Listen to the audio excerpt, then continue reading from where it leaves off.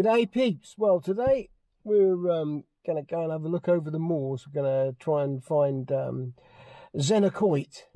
So I'm going to go over Sperris Hill and maybe even try and find Sperris Qouit as well.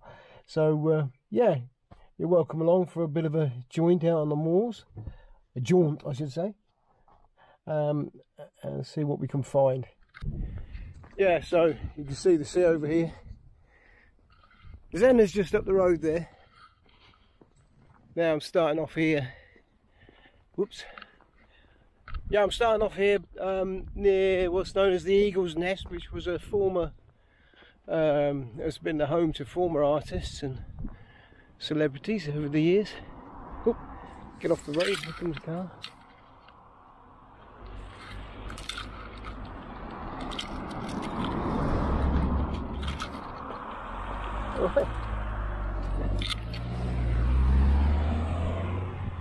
A young lady wasn't too adept at taking off up hills, I don't think. Anyway, where were we? Yeah, so we're going along and we're by the Eagle's Nest. I'll show you that in just a second. So there we got that's Sperris Hill up there, and Zennor Qouit up there.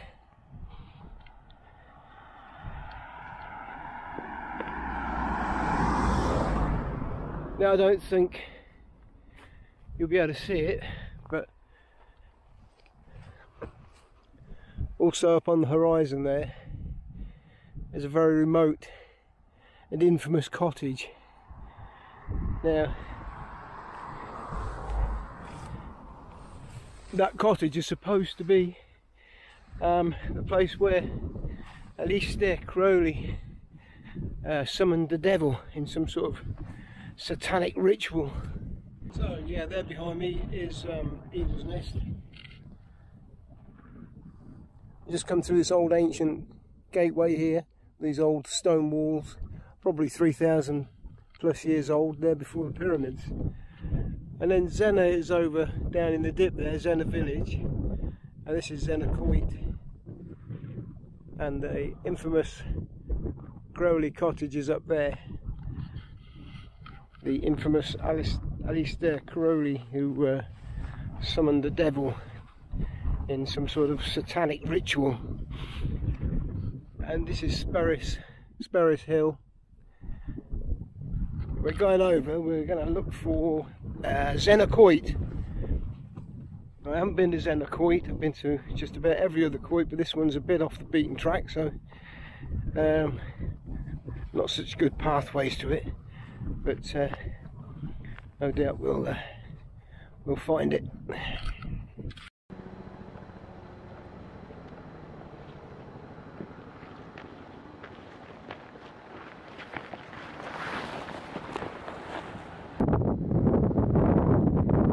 I was just thinking, I just came past Zennor village on the road, obviously in the car, and there was a queue of about at least 30 people waiting for the bus, the open bus that runs along the coasting.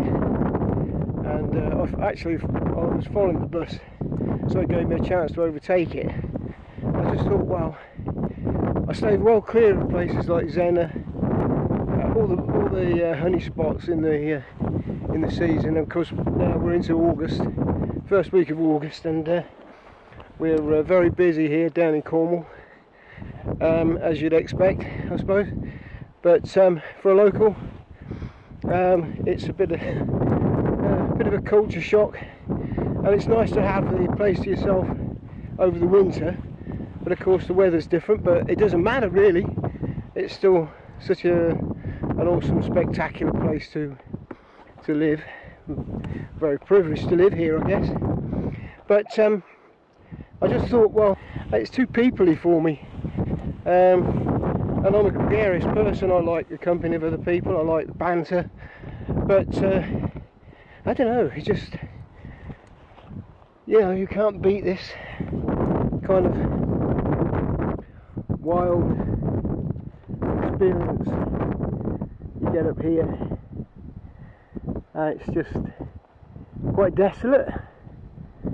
Might not be everyone's cup of tea, but I reckon it's good for the soul. I'm doing you a quick 360 all the way around, and there, right ahead, right in the centre of the camera there is see it, there's a yacht out at the sea there, just passing Eagle's Nest. We're cracking on along here towards Zennor Qouit. I should be joining a better, more obvious track in a minute, hopefully, fingers crossed, that's what I'm hoping. And it should be easier walking because, ouch, this is very brambly, this little track. Let's have a look. Oh, lots of butterflies around today. That's nice. These ancient Cornish hedges, they call them. You've got these rocks and then earth inlaid, and the banks will be earthed over and vegetation and everything will grow over it, and they're known as Cornish hedges, but they're actually very stout walls. So always beware when you're on a road, passing on a narrow road. Don't pull in too tight because you never know what's just under that little bush. Anyway, up there, I'll see if I can zoom in. So that's the remote cottage that I'm talking about up there, and that's Zennor Qouit at the top there. It's not Zennor Qouit, sorry, Zennor Qouit. And there's this infamous cottage we were discussing earlier. Yeah, fascinating story. I've got a couple of books about it, and they kind of contradict one another. Yeah, I think it's an episode that the locals would like to forget. Because I mean, the Cornish folk go back centuries, and they're very religious, if you like, Methodist. If you ever watch Pole Dark, you'll know what I mean. The series, the TV series, and yeah, they were very into the religion. So anything to do with the devil and that would be frowned upon, especially any dabbling or worshipping of would be taboo. And yeah, if you ever get the chance, look into the story of Crowley. If you've never heard of him, he was once described as the world's most evil man, and some of the things he got up to, I think, yeah, were pretty debauched. And I'm going uphill, so it's a bit breathless. What was I going to say? Yeah, I think he went to Italy or somewhere, if I remember right, and started a coven or a cult or whatever there, and they threw him out, and his house is still standing there, never been habitated again. Yeah, if the view looks a little different, it's because I've changed cameras. I've got a little GoPro type camera, which has been a bit of a pain. So I've come off that one and onto my DSLR, which is a bit of a cumbersome beast. I wouldn't normally vlog out in public with it, but as there's no public around, which is another asset of being out in the wild, yeah, it's okay. Now I went to a vintage rally at the weekend, some Burying vintage rally, and I had a tiny little camera, and a little Osmo Pocket it's called, and you don't even know it's a camera, it looks more like a pen, sort of a fat marker pen sort of thing. And yeah, I managed to film a lot more there. A few people suddenly sort of thought, ooh, what's he got there? Of course, some people find it upsetting. People don't like being filmed in public, which is fair enough. But I believe the law says that as long as there's nothing lewd going on, you're not on anyone's private property, then it's all fair game, really. But yeah. So, oh, I've got a building ahead here. I'm not sure what this is. Obviously an old homestead of some sort. Yeah. So we're a bit nearer now. It looks like there's signs of cattle in the area. So I'll have to keep an eye out for bully or whatever. They tend to roam free around here. Oof. So we're pretty much up on Sparris Carn or Sparris Hill now. And yeah, this was obviously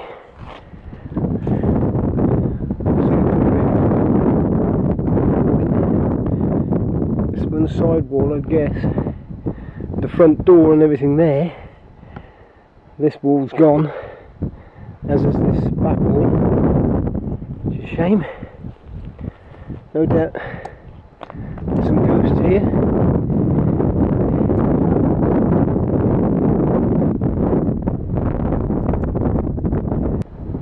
Unless I run into any werewolves or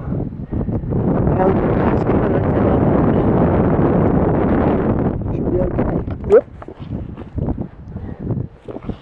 Nearly lost my hat. So, not too keen on those rocks, they're a bit wobbly. I think I'll come down, go back down the way I came up. Yeah, very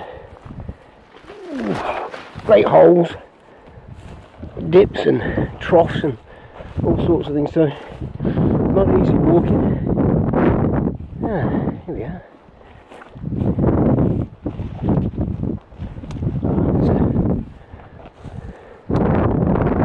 Way up to Sparris.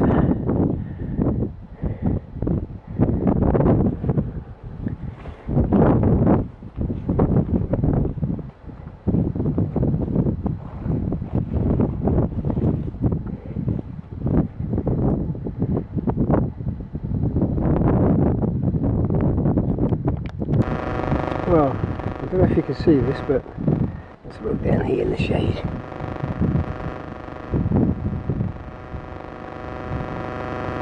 So, this is supposed to be Zennor Qouit. It says shaft there. There's Zennor Qouit, so that's where I want to be going. So anyway.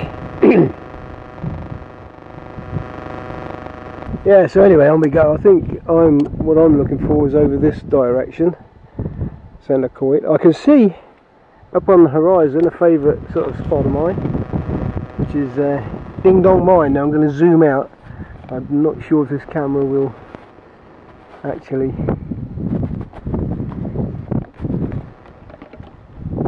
manage to. The further you zoom out, the more wibbly it gets, I'm afraid. No, it won't focus. Oh, there you go. There you go. On the horizon there, in the centre of the frame, is Ding Dong, the engine house at Ding Dong Mine. So a bit of a slight change. Before I go to Zennor Qouit, I'm going to go up on the top of this Carn here. Well, folks, I'm sorry about that. I forgot about Trendreen Hill over there.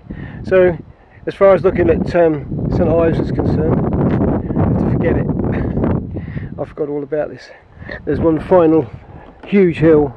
It's about 250 metres high, and then on the other side of that, you would have got a lovely view of looking down over St Ives and St Ives Bay, and then into the estuary with Hale and everything, but not to be seen today. Let's continue on to Zennor Qouit. Oop, there you go. There you go, nearly went to Perla again. These paths are really dodgy because you can't see underfoot a lot of the time because they're so overgrown, so you don't know whether there's a lump there or whether there's a great pothole or something. But now if I'm not mistaken, I can see a structure just over there. Where are we?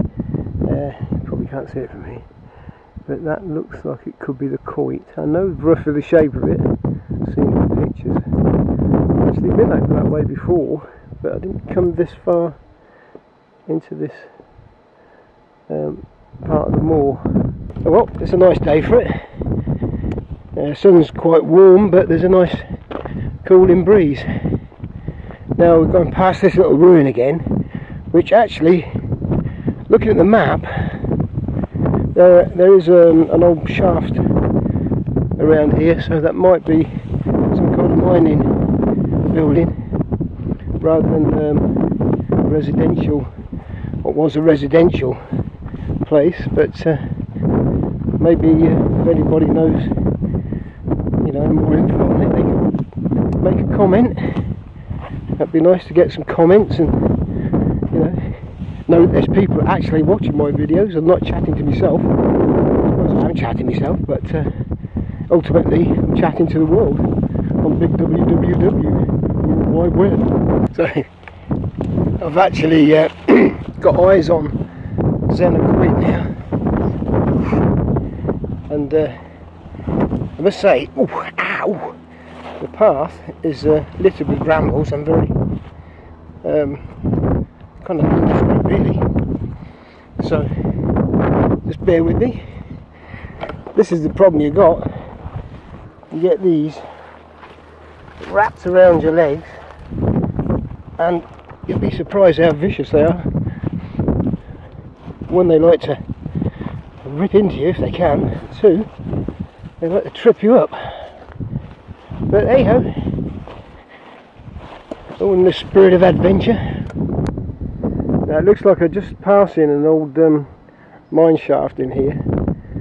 It looks like the wall of something around the outside, and then I wouldn't want to actually trust stepping into that, otherwise you might find yourself a few hundred feet below ground. And there's the Qouit dead ahead in the centre of the picture. Get off!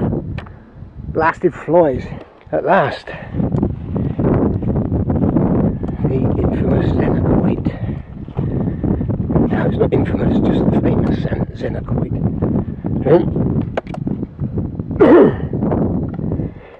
I think I swallowed a fly.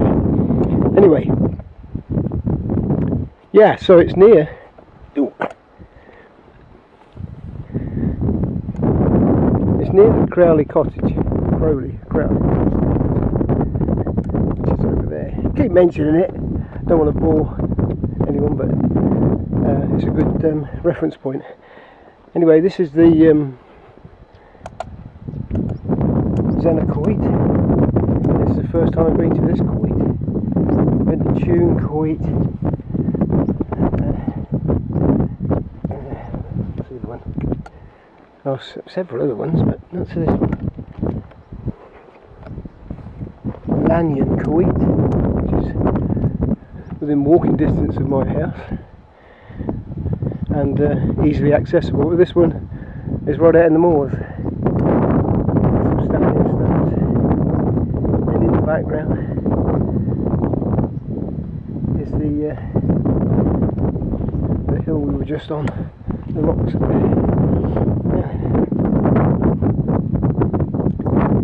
I think you can get inside this one. These old ancient burial chambers are well old. I'm old, but they're older than me by a long shot.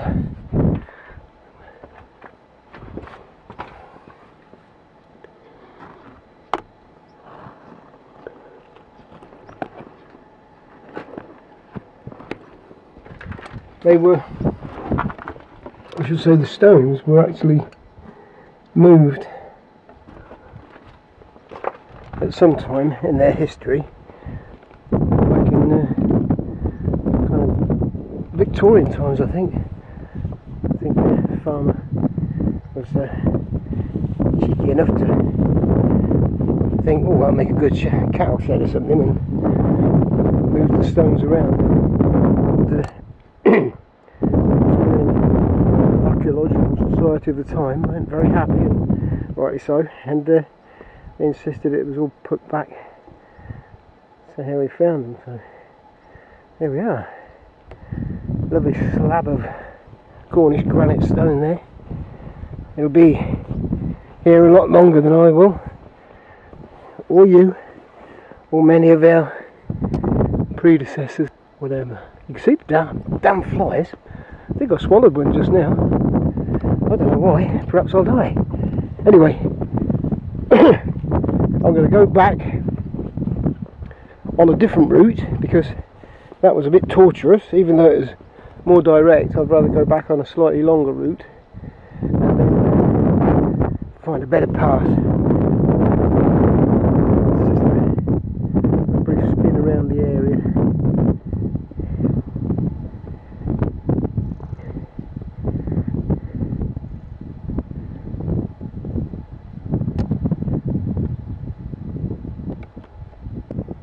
So I came up here on this sketchy piece of path there from the north. So now I'm going to try going this way, try going west. And this path looks a lot better. At least you can see where you're putting your feet and what you're actually treading on. So hopefully it'll be a longer walk back, but not by much. Well, this path is longer, and oddly enough it's brought me right past the infamous cottage up there. So yeah, there it is. Quite a gloomy place. In its defence, I have to say, it was owned by a famous artist, several famous artists actually, and it was the subject of creation and light and good things. So it shouldn't just be associated with black magic. There was a lot of creativity flowing there. Obviously some, what you might say, quite eccentric types there, but art and creativity and eccentricity often go hand in hand. Looks like we've run out of nice path, and now I've got this blasted path again. Anyway, we're off down there. See if I can zoom in a tad. There we go. Off back down to the eagle's nest. And I'm going to put the camera away and concentrate on this bloody path because it's awful. So if you do come up here, just be aware that you know, it's pretty tough going. Anyway, I'll say ta-ta for now. Well, here I am back at the car. So that's another little vlog from the moorlands of West Penwith in Cornwall. And I'll catch you all later. Don't forget, give me a thumbs up, make a comment, even if it is a daft plonker or something like that.